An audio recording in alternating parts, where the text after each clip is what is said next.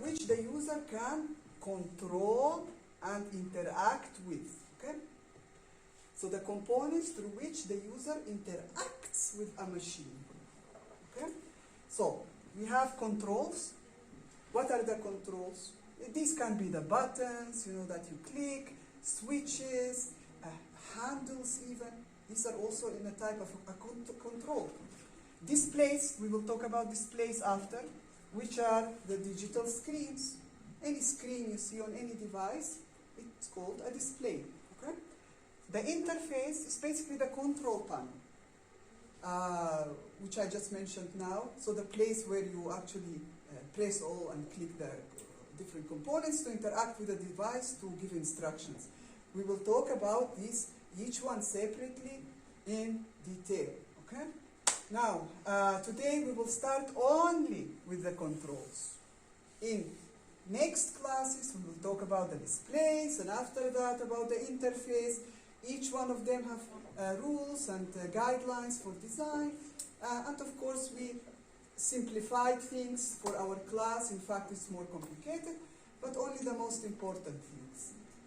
Now, here I put you just a reminder to remember that we as designers, we don't usually focus on exactly how something works, like the interior technology of, like, for example, how this machine exactly works. We don't focus exactly on that.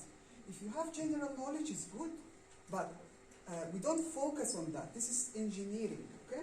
What we focus on is what the parts of the design of the product, where it will come in contact with the human body. So what we as designers focus on about anything, not only devices, any design, okay, any product, anything, is the part where the human come in contact with this product. Okay? So, and this thing I repeated many times, okay? The part where the human can touch the product, come in contact with it, and where the interaction happens. Where the interaction happens. So this is the place that we as designers focus on. And when we talk about, these are the exterior components of a device. So when you say clicking, for example, something, looking at a screen, these are exterior, these are not the interior technology, how it works. But the exterior stuff is the stuff we come in contact with. So I click the buttons, I look at the screen, okay? So this comes in contact with the human body directly, through different body parts, through the hands, through the eyes, through the ears, if it is an audio signal, for example, okay? So these things are what we focus on as designers to improve, to solve problems, and so on, okay? So this is the things that we will focus on. Now, as I said, today we will start with the controls, and actually we will not finish today. So half of the lecture will be today about controls, next class, the next half. After that we will talk about displays, and after that the interface, okay? So, controls are what? They are the means, the way by which information is transmitted to the device by the human. So, if you have a device and it doesn't have any controls, how can I communicate with this device? So, if the computer have no keyboard, no buttons, no nothing, I cannot communicate. So, we need controls to be able to send like a message to the device, what to do. Okay? And this happens through the controls. Now, after I click and I send the command to the device, what happens? The device sends me feedback. How? Through some kind of a screen. Now, a screen can be a screen, like a digital screen telling me some information, or it can be a light. A light is also a screen in a way, is a display. So, because it's telling me information, anything that the device uses to give me feedback is a display. So, controls, displays. Okay, controls, I give the command, displays give me feedback. Okay, so here are some examples of displays also. As you can see, controls come in many shapes and sizes. Let's go back. Shapes, sizes, colors, accompanied by certain fonts and certain text and certain symbols, and it can be so much. So we need some guidelines to know in general what to focus on when we design something like that. And this is very important, especially if you're a graphic designer. Okay? So this is not only for people who design machines or devices. These are stuff that you should know as graphic designers, okay? Because someone who designs a machine who is not a graphic designer will come to a graphic designer to ask for advice. Like, for example, let's say I'm an engineer, I design everything interior, everything works perfectly, but I don't know what color to put, what size to put, what to write, what not. This is not everybody's job, but graphic designers should know about this. Again, the screens, the displays, okay? So many types, many designs, each type suited for specific situations, for specific devices, for specific uses. So how shall we know what to select? We need some guidelines, okay? So we will cover this when we talk about displays. The interface, which is the control panel, it's just another word for interface. This is the place where the controls and the displays are grouped together. In any device you will see there is a place where you can find a lot of controls, there is a display. So this is called the interface or the control panel, okay? And if you notice, it's every device, if you look at it, they are organized in a specific way. You cannot just put any control, any display, however you like. There are rules that you need to consider when you design and organize the interface. So we will talk about this when we talk about the interfaces. But when you look at it, in general, if you are good at basics of design, so if everybody took, what do you call the subject, usos tasmim?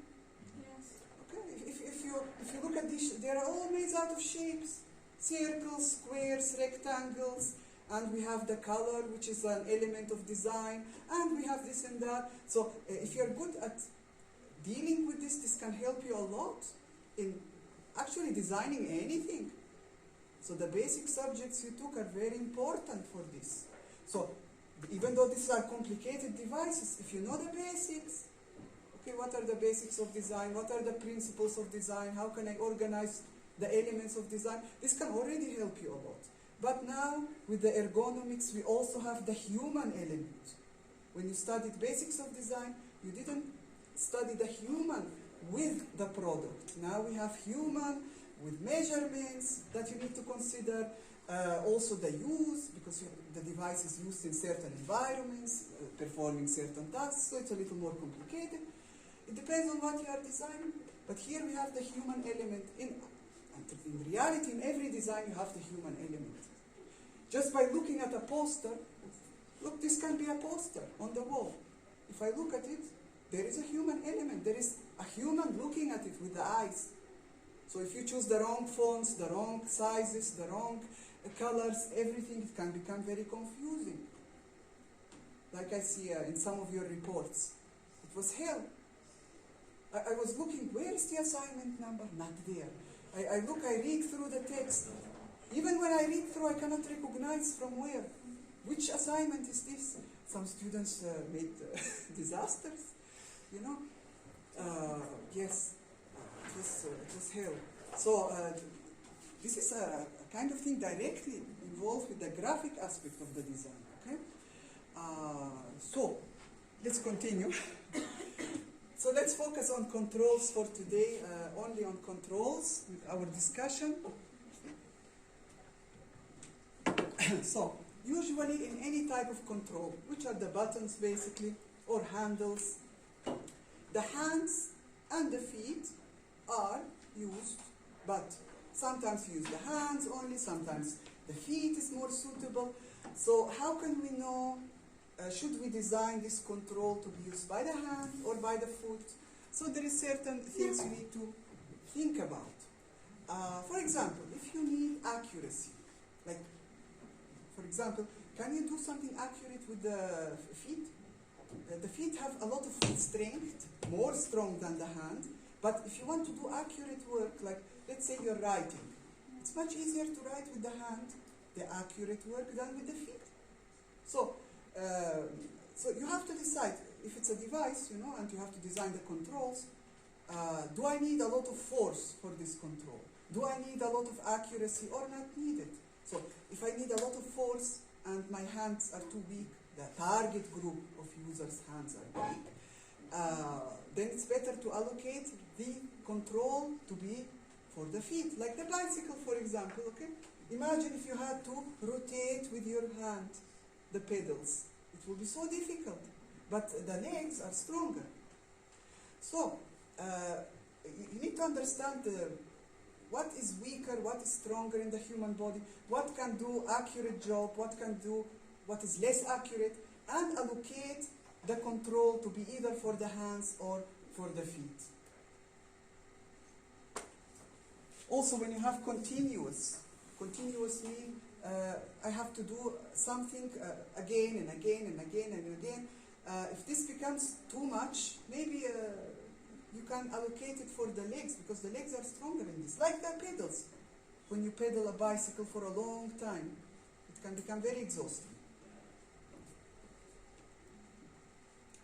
Now, the major two types of information that is transmitted by a control is basically discrete or continuous. This is the major two types. What is discrete, what is continuous? Here are some discrete controls, and here are some continuous controls. Discrete means, for example, if I have to click a button, this is either yes, no, on, off, something like that, okay? It's either this or either this. Switches. Now, it doesn't matter what kind of design they are, but if they have clear, like limited number of conditions, it's like this, you go this way, you go that way, this or this, this one, this or this, you click this or this, okay? So it's limited number of possibilities. Now, when you have a continuous control, I can take this and I can rotate it and choose. Now, here, look, this is especially a continuous control because there is no stopping. Like, I can rotate it the way I want and choose the situation that I want. But if you have like these controls, this for the fan, okay? Now, if you notice, they're continuous and discrete because they have multiple options. But once you click, like it clicks this or this or this or this, you cannot go in between the values. Okay? So this is kind of a continuous and a discrete control at the same time. This is purely discrete, and these are purely continuous, that I don't have a specific value I stop on. Now, we need to know this in general because when you analyze a device for mistakes in the controls, or you design controls, you need to know, okay, which type should I choose? It's like which type for the hand or for the feet. The same, should I use a discrete, should I use a continuous control? This is influenced by, again, what type of device, how is it going to be used, by whom, where. All of these questions are always asked, okay, to know which is more suitable. Now, in general, for any control to be effective, like well designed, okay, it must meet these conditions: to be accessible, identifiable, usable, compatible, have suitable force use, coded according to shape, size, color, labeling. The color selected must be according to its ergonomic functions. These are general things that need to be met for a control to be well designed and effective. Now today we will discuss all of these. Number 7 needs extensive discussion, and we will leave it for next class, okay? Okay, accessibility. So, what does accessibility for a control mean? Now, most controls require some kind of physical contact, meaning contact with the body. So the human touch the control, right or wrong? You touch the control. So this contact means that it must be reachable, comfortably reachable. So if I cannot reach my control, then it's not accessible. Now, it doesn't mean it has to be with the whole body accessible. It can be accessible with the hand. Like if I don't have the mobile. If you hold the mobile and there are different buttons on it. So with this finger, can I access the on-off button? Can I access the sound volume, for example? I need to do that only with this finger. If they put the sound volume on the other side, I have to use my other hand. So two hands, why? You know? So accessibility means, it depends on what kind of a device. If it's a handheld device, you're talking about the accessibility of what is on this device for the hand, for the fingers, like the mouse. If I place my hand, it should be placed like this, okay? Now here is a control, here is a control, here is a control. Sometimes on the sides you have controls. But do you have a control here at the back? I haven't seen a mouse like this, because if you have at the back, you have to move your entire hand or use it with the other hand. It's so uncomfortable. It's not reachable, not accessible, okay? So, understand what you're talking about, what kind of a device, and then judge if the controls are accessible or not accessible. Look at this one, for example. This is a control, emergency control used in the hospital for the sick. Now look, it's movable. Why they don't put this emergency button on the wall? Why they don't put it on the wall? Well, because sometimes the sick, you need to meet who you are designing for. You're designing for sick people that can be so sick sometimes that they cannot move. So the sick person cannot stand up on the bed and try to reach the control on the wall. It might be too late. Imagine someone get a heart attack. It could be seconds before death. So they put this control right here in the hand of the sick. So at any time, anything happen, he can press immediately, and someone can come and help. So this meets the needs of the user, of the human. Okay? If the designer have no idea about ergonomics, they will be not designing it in this way. Okay? Also, it's comfortable and stable in the hand. Its shape, the color is suitable, everything, the size. Okay? So accessibility of a control is very important. Identifiability. You need to be able to identify a control in what ways? In what it does. So for example, I look at controls, I need to understand what do they do, what is this control doing, what is that control doing. If I don't understand, that means there is a problem with identifiability. Okay? Also, when I look at a control, I need to understand not only what it does, but how is it supposed to be operated? How? Should I press it? Should I rotate it? Should I pull it? Should I what? Okay? So by its shape, by its design, it should tell me this information. If it doesn't tell me, that's a problem. Okay? So what it does and how it operates. So also what it controls and what state it is in.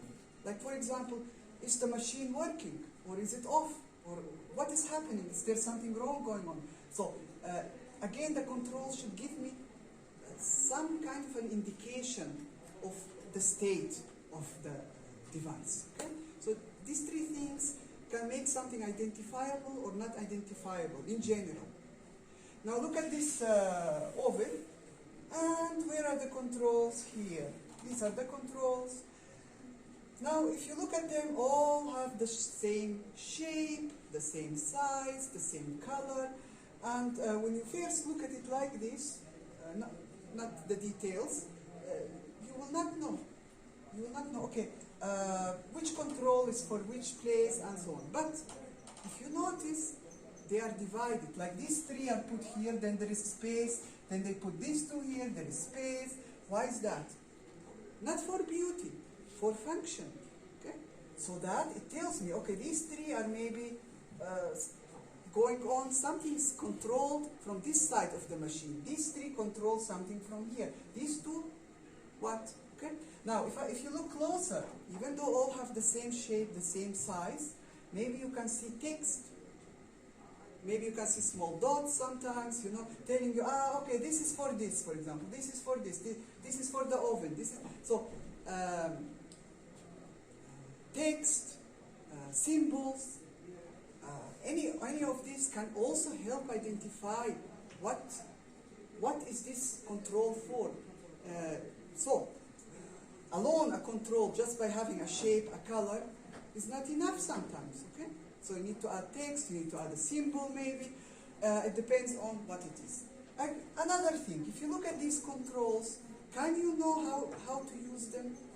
Like, do the shape tell you how it's supposed to be used? By the shape of it. Yes. Because, for example, I know that this control is not for clicking. By the shape of it, it tells me, okay, I have to put my fingers here and rotate it. Okay? So, these things are important to consider. And we will see other things that you also need to consider. But when you look at a control, you need to understand how is it supposed to be used, what is it used for, okay? And the state of the system in general. Here are just more examples of identifiability problems in this case. These are problems, okay? And if you look at them, you can clearly see the problems. So look how these controls are organized. Like it looks like every control is placed in a place, dancing around the control panel. In addition to that, a lot of colors have been used. Each control with a different color, which can become very confusing. There is a text on top which shows certain numbers, but the text not visible because the two colors there is not enough contrast between them. So all the principles of design, which you already know, have not been applied here. Okay? Also, if you notice the spaces in between very close, not comfortable to look at, not clear, not understandable, you cannot identify what they are, basically. Look at this. Okay? The same thing, we have a lot of problems here. So you need to stop and look and try to understand how to use them. Okay? These controls here, for example, are just circles, white circles, on black background, but nothing else. And then we have this complicated scheme here, and I don't understand anything. Like, what's this for? What's this for? No, nothing to help me to understand. Okay? Sometimes the symbols, you see these symbols that we use, who designed them?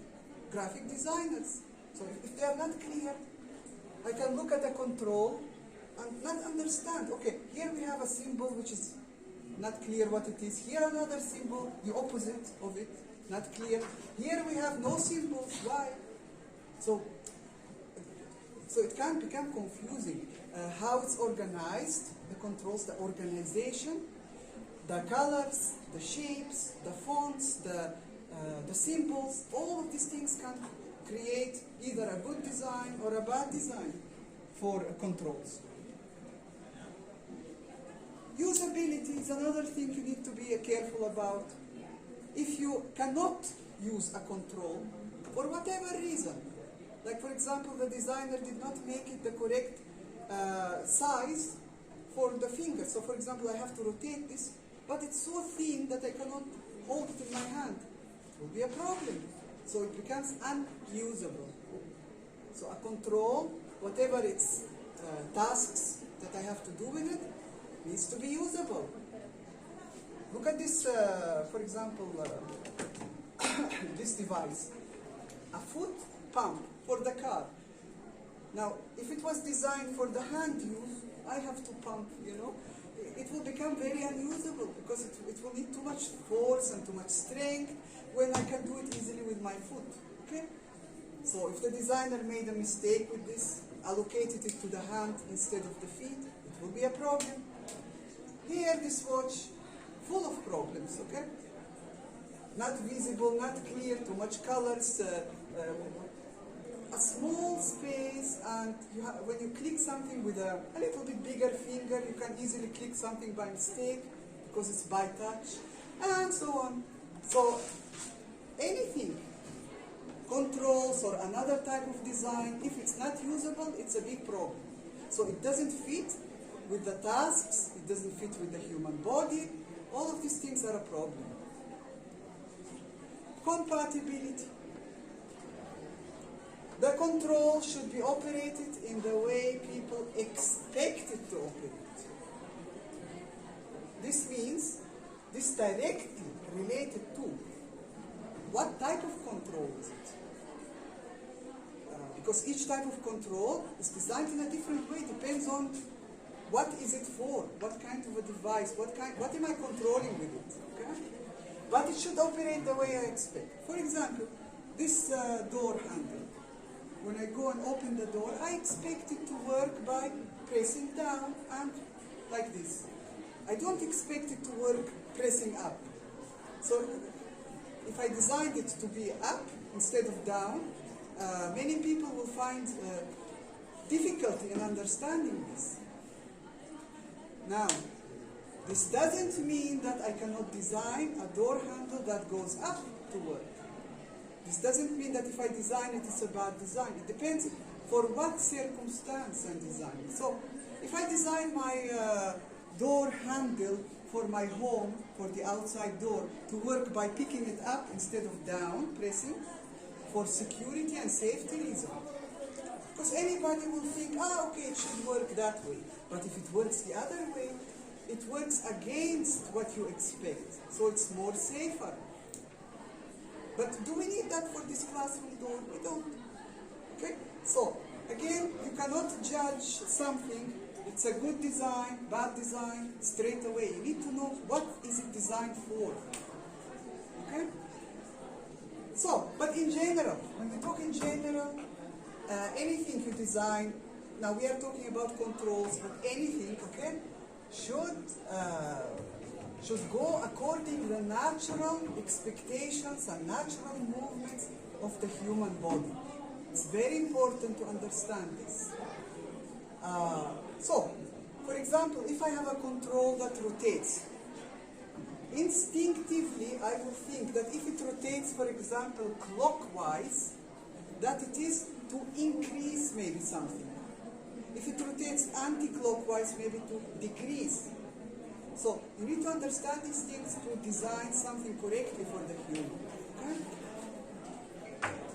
What are these? Door handles like this one, but each one is different. Look at this for the car, how it operates by touching, pulling. Okay? This one, how it operates by pushing. This one by rotating. Okay? Now this is, does this mean that this is a bad design, or this one bad, or this one? All of them are different for different purposes. Now, if I design a door handle that rotates, its shape must be clear that it is for rotation. And if I rotate something, I don't rotate with my 2 fingers, so I need it to be big to fit inside my hand correctly, to grasp it with strength and rotate it. These things, when you look at objects around you, you need to think about it. Why is it designed, this one, to have this shape? Why this one have this shape? Why this door is so big and have this kind of shape? It's related to the task being performed. Okay? So, if you don't think about these things, you cannot design anything of this type, or anything, basically. The use of force, the maximum force. Okay, speed, accuracy, range of body movement required to operate a control should not exceed the limits of what the weakest user of your target group of people. So, if I have a control that needs a lot of force to be used again, and for me, and I am part of the target group of people, it will be difficult for me to operate it. So, but you have to be careful here. If you say, okay, a control, for example, needs a lot of force, let's design everything to be touch. But touch can be not safe sometimes. A touch screen you can touch by accident, you can make something to work by accident, so it's not always suitable. Like the mobiles, they have touch screens now, but they have also a lock system. Okay, so imagine touch screen and you put in the pocket or the bag. It's not safe. You can make a phone call or send a message by accident, but they have a lock for safety. So this is designed for this reason. These controls on this device here, there is no way I can click them by accident. Look, even if I'm trying, I need to press force. So sometimes some controls need to be a little more difficult to operate, a little bit difficult, so that you don't click them by accident. Okay? Especially when the situation can become dangerous if you do. Coding. I think this is the last section that we will talk about today. So coding of controls, very important. Controls are coded according many things. One of them is shape coding. So, shape, we have the size, also labeling, colors, many things, okay? All of these are coding code. Now, when we talk about shape coding, look at these three controls. Each one have a different shape. Now, immediately the shape of something can tell us about the control. How is it supposed to be used? The shape is very important, okay? However, and it can also make you memorize easily. Okay, this shape, immediately I can remember for what it was for. That shape, okay, great. But this doesn't mean that you can design controls using all kinds of crazy shapes, okay, and combine them together. No. Because if you combine many shapes together, it can become confusing. But if I have a control panel with a lot of controls, all of them are circles. Circle, circle, circle, circle. Suddenly, I have a square. Okay? I can tell immediately that this square, different than all the circles, perform a different function. But if I have circle here, triangle, square, rectangle, star, everyone different shapes, it can become very confusing. Yes, I know each one performs a different function, but it's too much. It's too overcrowded. Okay? So, also you need to keep in mind the standardized shapes. Because when you design something, you're not designing only for 1-2 people. This design may be sold outside of the country to thousands and millions of people. Everybody should understand the controls and be able to use them. So, you cannot just invent any shape and put it on the control. You have to keep in mind the simplified, the basic shapes like circle, square, triangle, and be very careful what you choose for what. What is the standardized thing? So you need to look at devices of this type, what they use, why they use them, and then when you are a designer of this, choose very carefully. So there is a reason why we don't see devices with all kinds of shapes. We see usually circles, different sizes, we see some color use, but it's very carefully chosen, okay? So be careful with shapes. Now, we have also size differences. So the shape is the same, but the size is different. This can also make us recognize that this is different than this. Its function is different. Here you need to be careful about something. If I make one bigger than the other, okay, it needs to be a considerable amount bigger, like, for example, 20% larger, not 5% larger. If I have a circle, and the next circle is just a little bit larger than the first, you will confuse the user. because the user may not see. They might say, oh, okay, this is a little bit bigger than this, but maybe it's a mistake. Maybe it's a factory mistake or the design mistake. But if it's a lot bigger, then you can recognize that this have a function and this have a function. So there are certain rules of how bigger you can make something, a control bigger than the other that have the same shape. Okay? So these things must be carefully decided, not chaotically. Okay? Like the shape, the size, and the color. Maybe these are very beautiful colors, but you cannot use them the way you want. Because this is a device. This is going to be used by humans. So if you put the wrong colors, you will confuse the user. Like in that, before we saw the elevator controls. All kinds of colors everywhere. Obviously the one designed have no idea about design. Okay? So, you need to think about, some people may be colorblind. You need to think about international standards in color. Like, let's say I'm designing, what do you call this? For emergency, an emergency button. Usually they are red. But no, I want to put it yellow. It will confuse everybody, okay? So, what colors you choose must have standards. And you can find a lot of information on the internet, in books, what colors are suitable for what. And as graphic designers, if any of you are graphic designers, this is very important. It doesn't mean you will like design, for example, devices in the future, but anything you design, okay, will be looked at, used, interacted with a human. So the color is very important to be clear. And the labeling. What's the labels? If you see, usually controls, besides their shape, size, color, they also have a label. Now, it can be text, like this here says on, off, stop, start. Again, on, off. This one AC, rear. So these are words, okay, used to help you understand what it is for, this control. Sometimes symbols are used. So sometimes symbol and text is used. So for example, if the symbol is not very clear alone, text is added as well. Now imagine if we don't have text and no symbol, then you have no idea how to work. This controls for what? We don't. So we have symbols. Sometimes we have only symbols. Sometimes we have symbols with text.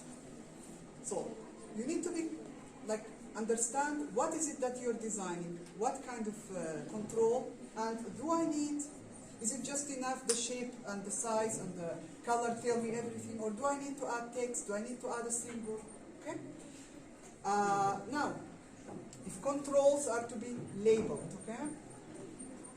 The space, like where you put the text or where you put the symbol is very important. Also, can you see it? Is there adequate lighting? Okay, because if you don't see the text or the symbol, it's a problem. If there is not enough contrast, there is a problem. Okay. So sometimes symbols or text are placed on top of the control, on top of it, sometimes next to it. So should I put it on top or next? This is also decisions that need to be taken. But if you put it next to the control, it has to be close to the control, not far away, because this will also confuse the user. So I know this is for this here is for this. It might seem obvious when I say it, but when you do your assignment and analyze your device and leave 90% of the information that we discussed, don't expect a good mark, like it happened in the first assignments. Okay? If you leave out the information that we discuss, then what? Okay? So all of these details are important. Okay? Any design have details that you need to focus on. If you take it just generally and leave half of the information out, the result will not be as good. You will have problems. Whether you design or whether you analyze, the same thing. So, now, when we say text, these are specific font types. You cannot use any type of font again, any size. It needs to be clear from the distance that it needs to be viewed. Do I view it from here to the wall, or am I using a handheld device, which maximum distance is the hand level, okay, from my face? This influences the size that you use, okay, of the font and the font type. They're always very clear. Do I use capital letters? Do I use small letters? Why this, why that? Everything must have a reason, okay? So, now, when we talk about the labels, okay, there are certain guidelines you need to consider. The labels, like these icons that you see here, or the text, okay? So, you need to have sufficient space, sufficient light. So, for example, just by changing the location of this, it can make something confusing or a good design. Just by where do you locate it? And the space in between. Like, why don't they put these a little bit more closer together?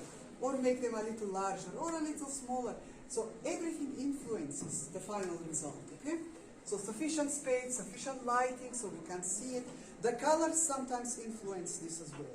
So if you don't have a good contrast, like two colors very close to each other, you will not be able to see it, with or without light. Adequate letter size, we already talked about this a little. Location close or on the control. Close, so meaning next to it or on top of it. Okay? Now, if you have a lot of information, you cannot put this on top. Besides, this is rotating. You cannot put. Okay? You have to select, so they have to be next to it. Use straightforward, everyday words. Use something that people, like everybody, understands. Not something crazy just because you want to show yourself, I'm a designer, I will do something new, but this new become a horrible mistake, a bad design. You as designers are not designing new things. You are improving on designed things. You are solving problems, okay? Use of readily understood symbols. Whatever symbols here you use, they must be also clear. If you want to design new symbols, that's okay.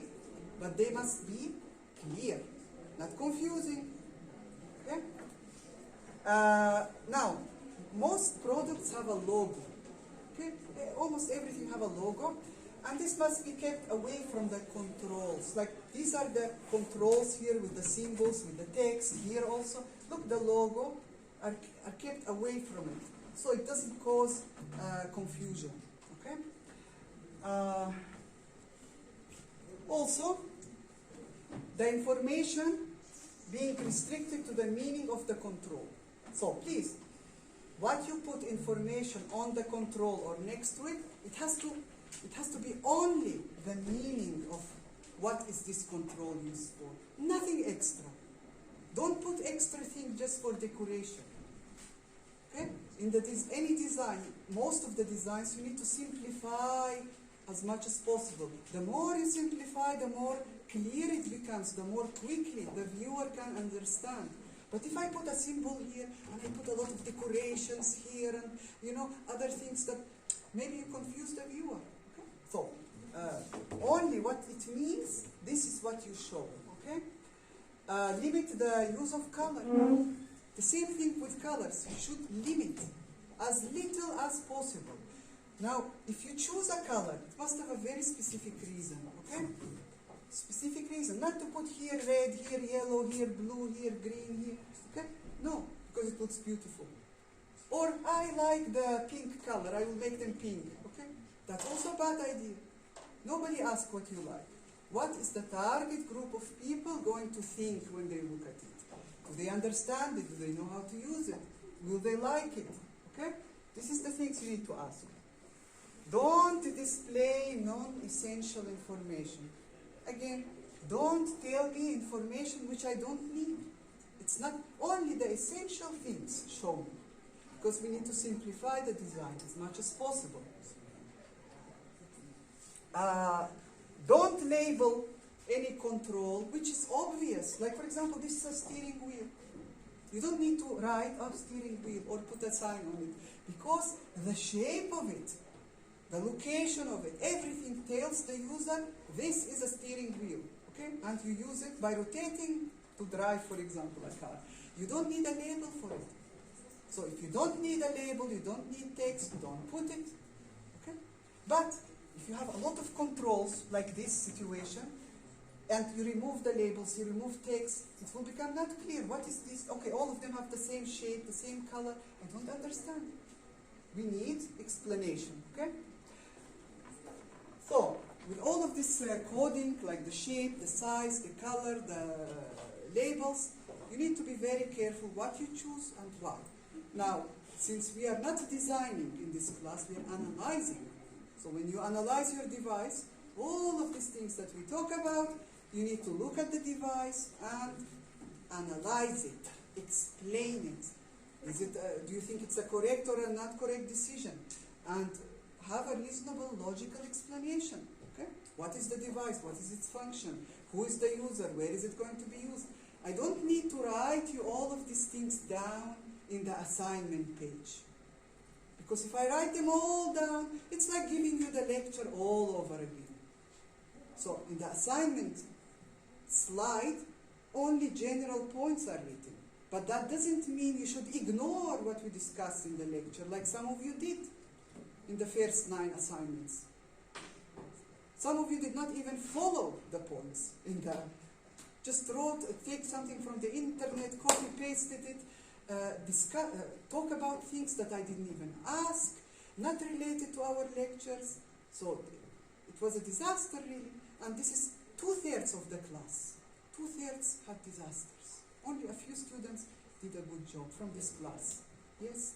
Yes? So you need to be very careful. Everything I discuss and talk about in this lecture, the assignment that comes after, you must discuss these things, whatever product you choose.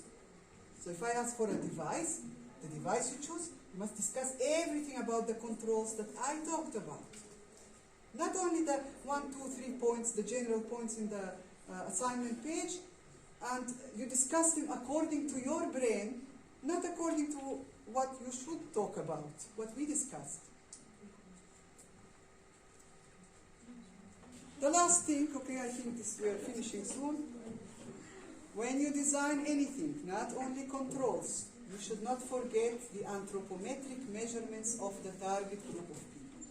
So, if you leave out the measurements again, like many of you did, especially when you discussed the interior, okay? Many of you did not even include the importance of measurements, the importance of connecting the human to this environment, okay? Whatever interior was chosen, that was a problem. Now, if you tell me this control is a wrong size, and you don't tell me why it's a wrong size, you don't tell me, okay, the target group of people measurements, hand, fingers is of this type, that's why this control is, for example, too big or too small, or not comfortable, or these two controls are too close together, so if I touch this one, I might touch this one by accident. If you don't explain these things through measurements, we cannot know if you're saying the correct thing or not, okay? So this is a continuation of measurements, and the measurements related on how you use something. So if I click on a button, it's different than if I rotate. This is a control also. It's not of a electrically powered device, it's of a door, okay? But still, this is a control. This is here a control. This is a microwave. It's an electronic device, but this handle here is a control held by the hand to open and close the door. These are controls also, but this is also a control. So this here is designed in a specific way to make it comfortable to open and to close this machine. This is for rotating. So its shape is different, its size is different. If you have something that you click, it's different. So you have to consider that in your discussion about whatever you will choose in the assignment, okay? We finished for today. Next class, we will focus on the ergonomic functions of color and the guidelines, okay? Which are all of these, okay? We will talk about these next class. And after that, I will give you the assignment. Okay, for today you don't have the assignment. Okay, thank you.